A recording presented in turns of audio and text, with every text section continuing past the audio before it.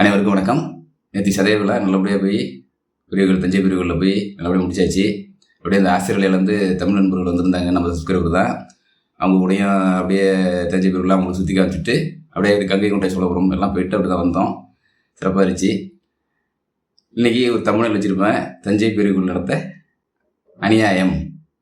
என்ன அநியாயம் அப்படின்னு பார்த்தீங்கன்னா, நான் மாலை போட்டிருந்தேன். ஆனால் நான் மாலை போட்டிருந்தது அது புதுசாக இருந்திருக்கலாம். ஆனால் அங்கே போய் நான் வந்து அதை வச்சு லிங்கத்திட்ட வச்சு கேட்டேன், சாமிக்கிட்ட வச்சு கொடுக்குன்னு. ஆனால் அதுக்கு முடியாதுன்ட்டாங்க.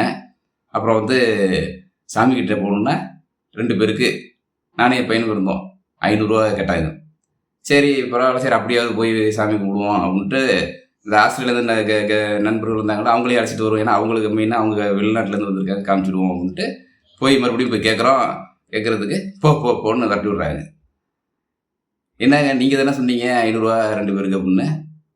போ அப்படின்ட்டு ஒரு மாதிரியே பேசினாங்க. அப்புறம் அவர் ஆஸ்திரேலியாக்காரங்க அவங்கள சரி வேண்டாம் வாங்க அப்படின்ட்டு வந்துட்டோம். எதுக்கு இது சொல்கிறோன்னா, நம்மளுடைய மாமன்னர் ராஜராஜ சோழர் நம்ம மக்களுக்காக வழிபடுறதுக்காக தான் இந்த கோயிலே கட்டினார், பொதுமக்களுக்காக தான் கட்டினது.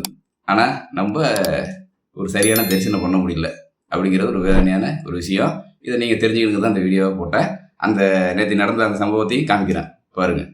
நன்றி.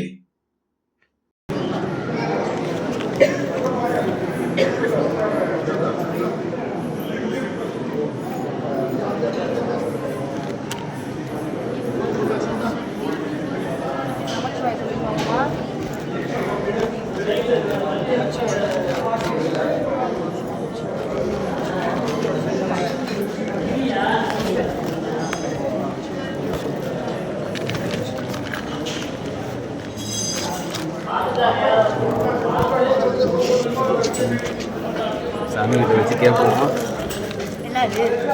வச்சு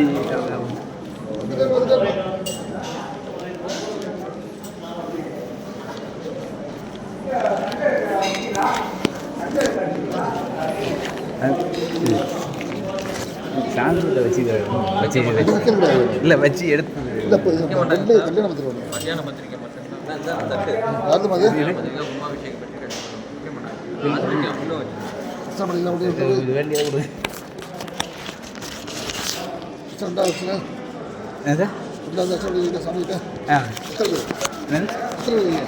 நாங்கள் 2 பேர் சாமிகிட்ட போகிறேன்.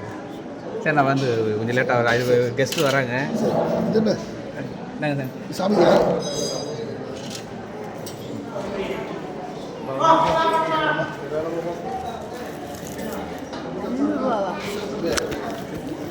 ஒரு ஆளுக்கு 550 ரூபா. 2 பேருக்கு 500 ரூபாயா? 2 பேருக்கு